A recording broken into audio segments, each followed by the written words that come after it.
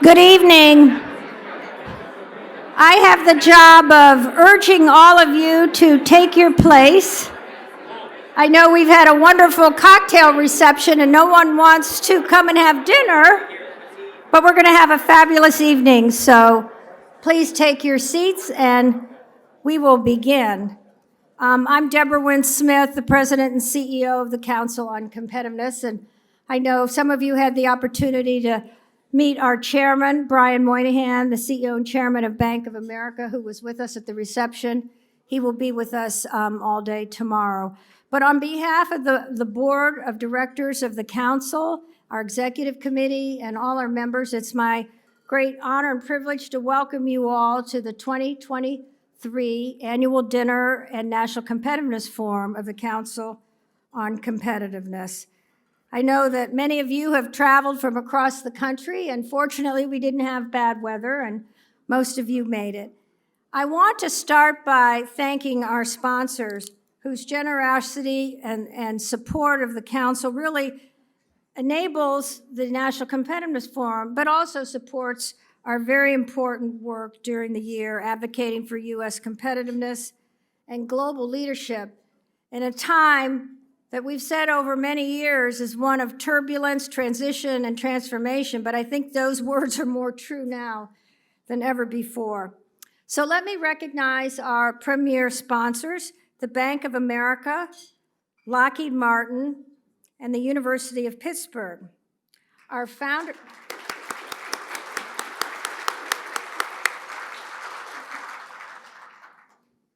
founding sponsor is Ancora, and our chair sponsors are Deloitte and Snap-on.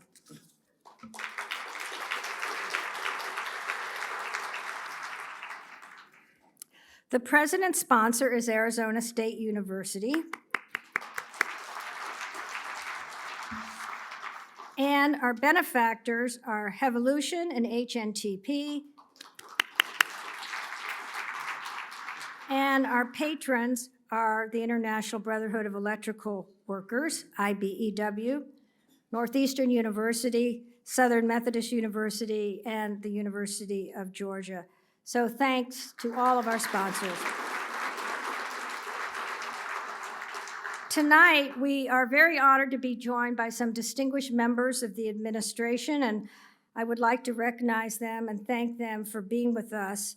And I believe that most of them are all here, and if not, they will be coming shortly. But the Honorable Jill Ruby, the Undersecretary of Energy for Nuclear Security of the United States Department of Energy.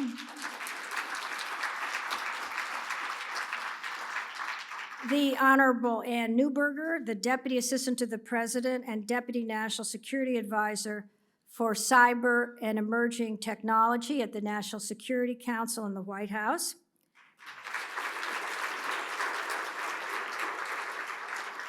The Honorable Barbara McQuiston, the Undersecretary of Defense for Research and Engineering, known as USDR&E, and also the chair of the NATO Defense Innovation Accelerator for the North Atlantic.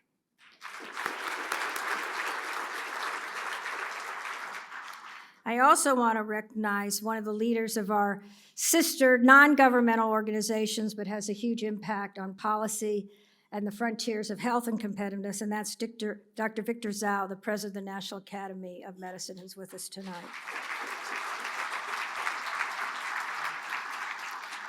And from Congress, let me recognize Mr. John Cardinal, who's the Director of Economic Development for Senate Majority Leader Schumer. He played a big role in the very important bipartisan legislation of the CHIPS plus Science Act. Ms. Gabby Scheitelman, who's in the office of Representative Juan Ciscomani, Ms. Jennifer Arnold, Legislative Counsel to Representative Greg Stanton, and from Maryland, representing Governor Wes Moore, we have Fagan Harris, the Chief of Staff, and Allison Mason, the Executive Director of the Governor's Office. I also would like to acknowledge Mr. Panagiotis Dermatozoglou, who is the Economic Counselor of the Embassy of Greece. Thank you. So tomorrow, I will be sharing more on the Council's policy agenda, but tonight I want to emphasize the criticality of our mission and work together as we bring leaders from across industry, business, academia, labor, and our national labs to address these great challenges and opportunities of our time. We know that our country remains deeply polarized, and we are turning next year, of course, it's already started, to a presidential election.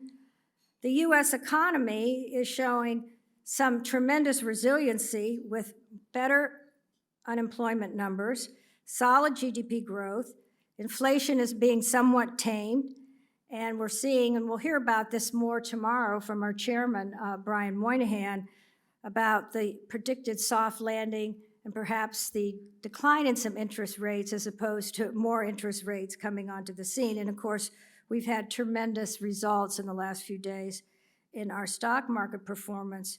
But we have an out-of-control national debt, we have growing consumer debt, and all of those together really impact our long-term growth and productivity.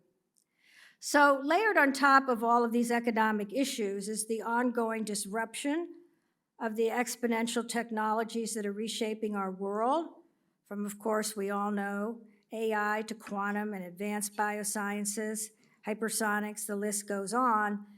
And we know the global race is truly underway for leadership in these critical fields, which all have profound dual-use implications for both the strength and vitality of our economy, our businesses, our job creation, and our national security.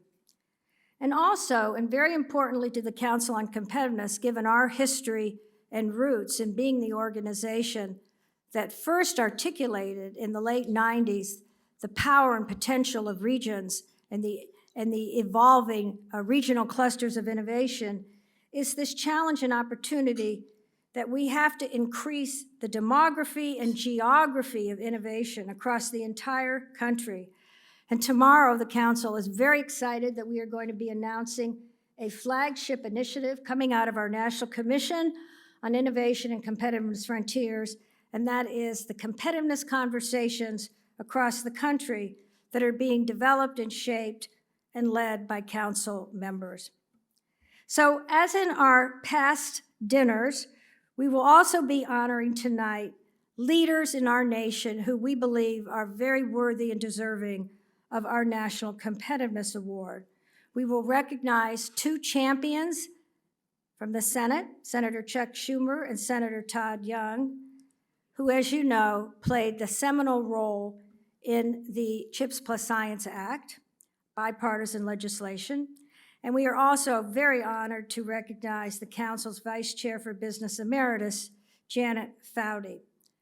While Senator Schumer and Young cannot be with us this evening, they have graciously prepared some video remarks, which we will see after our dinner. So I would like to urge all of you to meet everyone at your table. Someone take the initiative to make sure everybody is introduced, and enjoy your dinner and conversation, and I will be back when it's time to begin our award program. Thank you.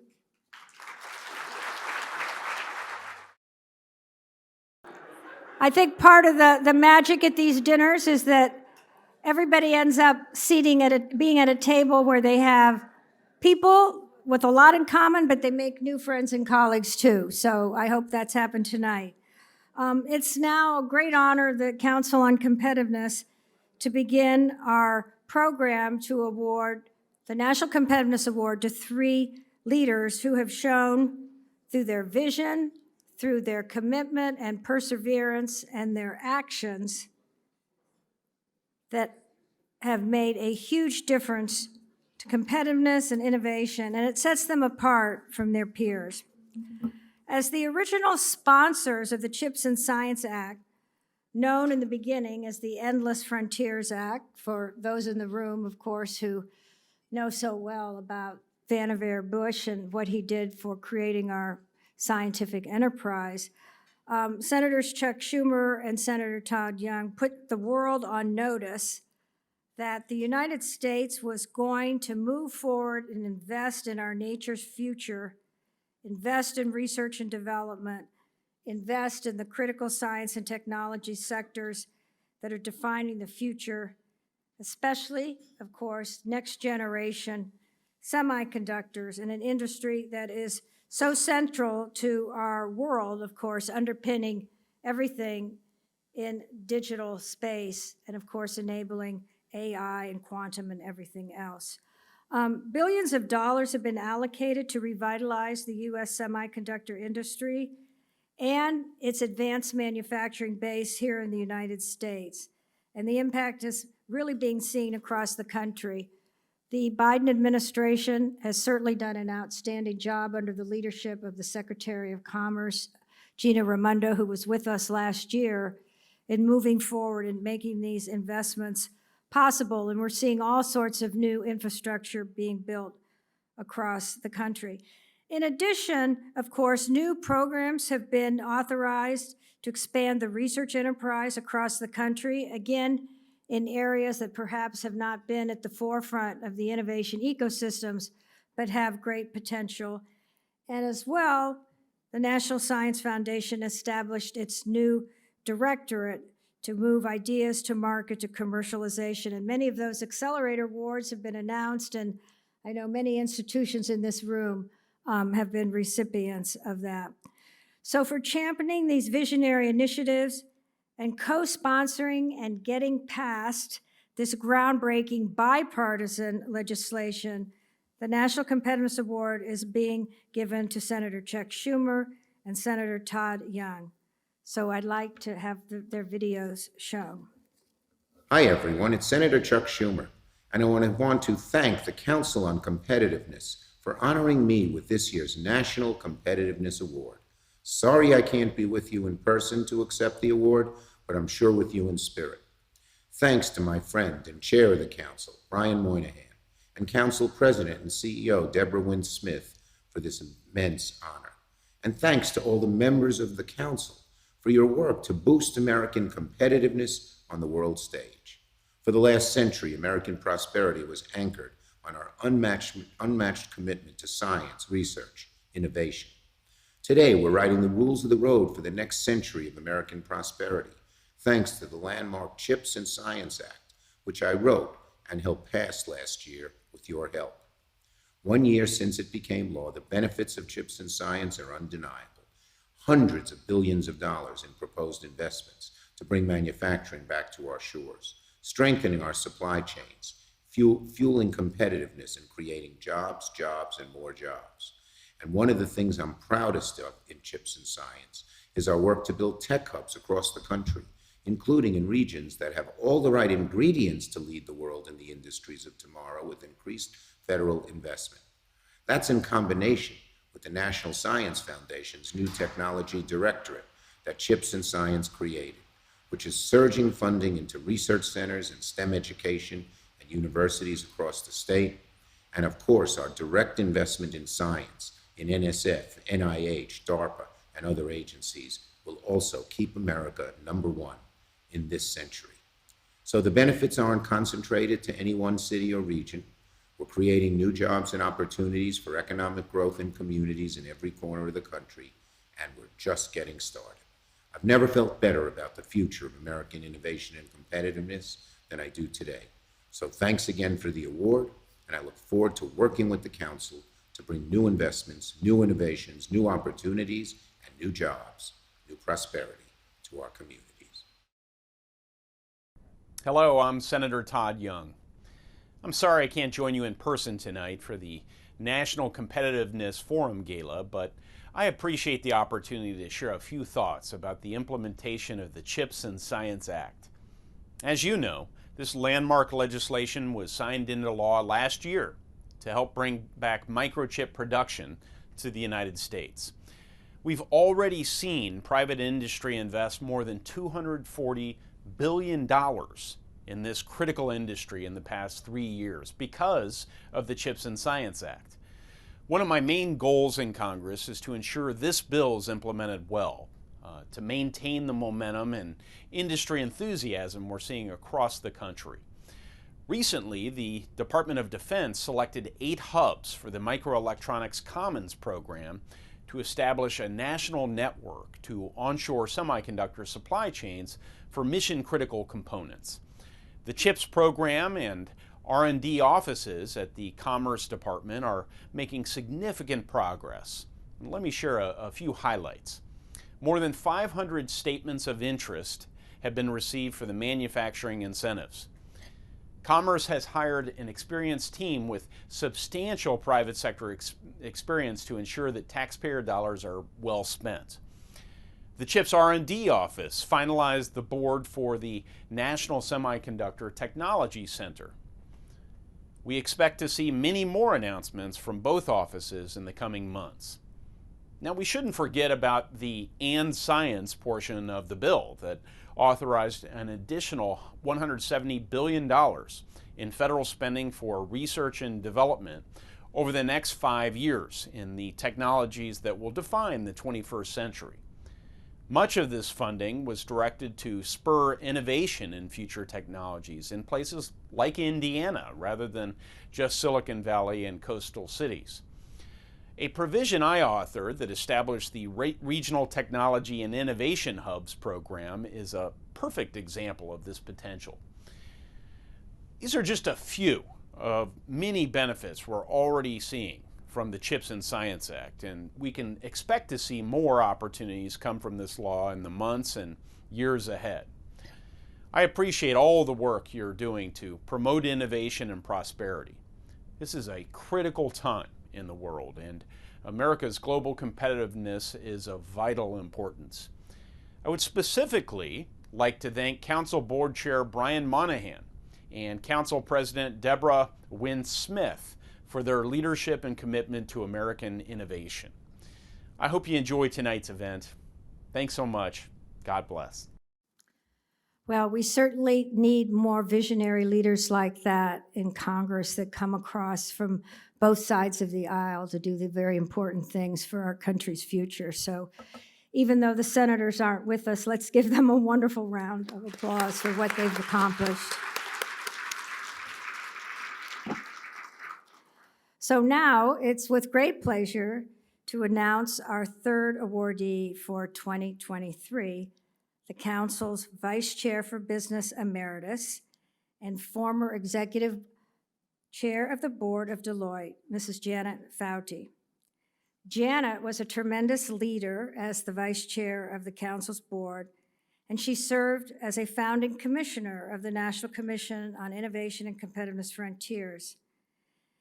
And during her tenure of leadership at Deloitte, the businesses grew by $10 billion, and Janet was really the champion that led the whole digital transformation work of Deloitte.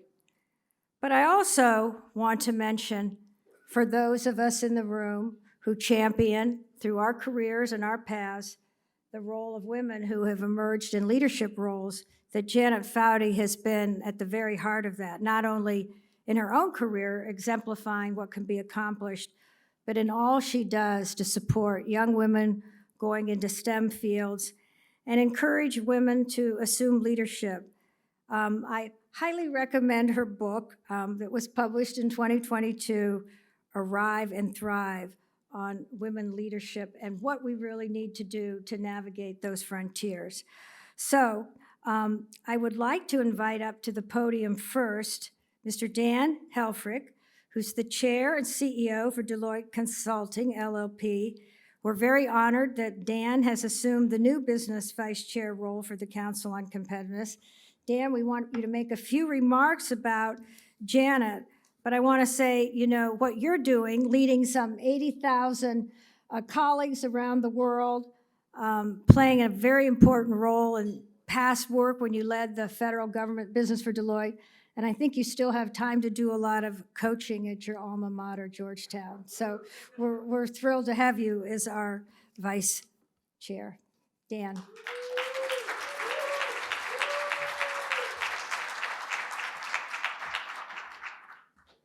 Deborah, I like all 80,000 of those teammates of mine. It's a great privilege to be here. A quick word on the council before a quick word on Janet Fouty.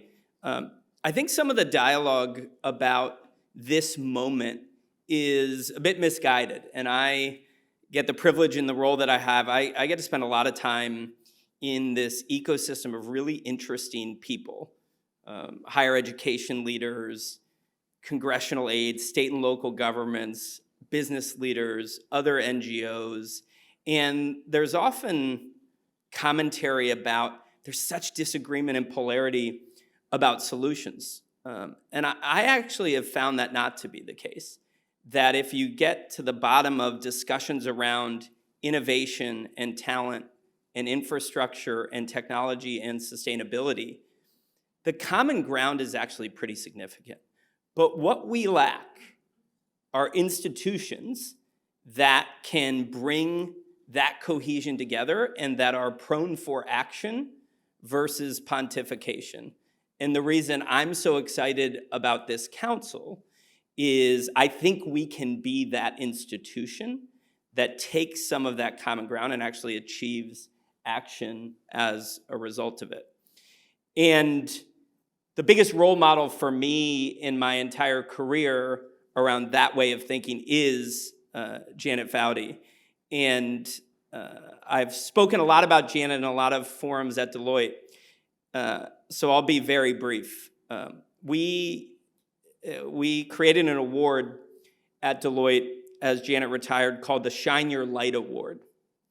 And the Shine Your Light Janet Foudy Award goes to someone every year that, as Deborah so well articulated, takes their platform and shines this really bright light to help others succeed.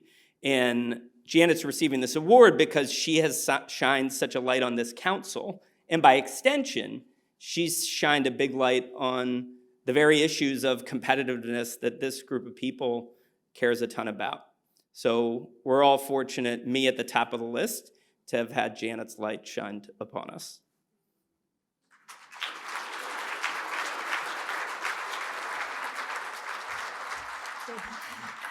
Thank you so much, Dan. Don't disappear yet. I would like to invite the other board members of the Council on Competitiveness, our Chairman Emeritus, Chad Holliday, and our Vice Chair for Academia, Joan Gable, to come up, and we would like to invite you, Janet, to receive this award.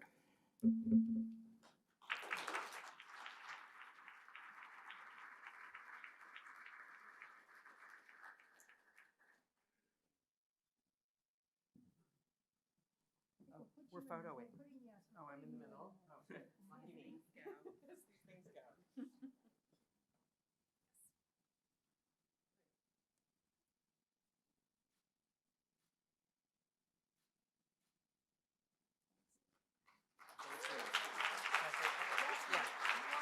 Are you done? Good? Yes. Excellent. On the backs of that awkward moment, it is truly humbling to receive this award. When Deborah called me and asked if I would receive it, I was a little taken aback, but incredibly grateful to be both in the presence of such incredible other leaders, both in previous years and this year to receive this award. Just going to say a couple of quick things. When I stepped into the role as the chair at Deloitte, part of my predecessor had served on the council, and so as part of the turnover, I sort of showed up on Deborah's doorstep and said, I'm here, how can I be helpful? And I hadn't really thought about US competitiveness before as a topic, but I'm a pretty quick study, and I realized that my career, which was spent focused on technology and talent and people, were things that were very, very relevant to this conversation. I've been incredibly inspired, as Dan articulated so well, by the creativity, the energy, and the momentum by a very, very diverse group of leaders who all care about the same thing, which is how are we collectively better in both serving and advancing our country. And that is something that has become dear to me as well. as I've retired from Deloitte. I'm in, I think, week 8 of retirement. Many of my side hustles to date have actually been a direct result of the learnings and relationships I've developed here. I have the incredible privilege of serving on the board with Paul Kearns at the Argonne National Lab.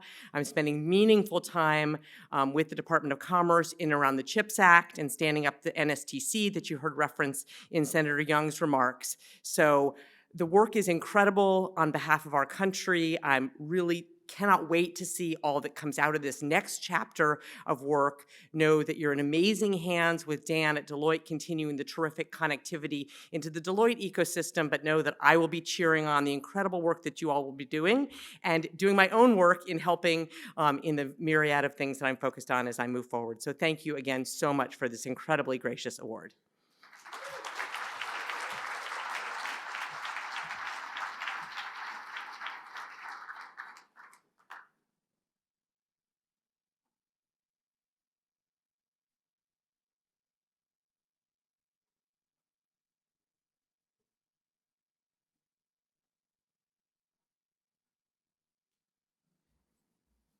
Thank you, Janet, for those inspiring remarks. And I don't know if there's still any copies left of Ella the Engineer, the comic book in which you are Ella.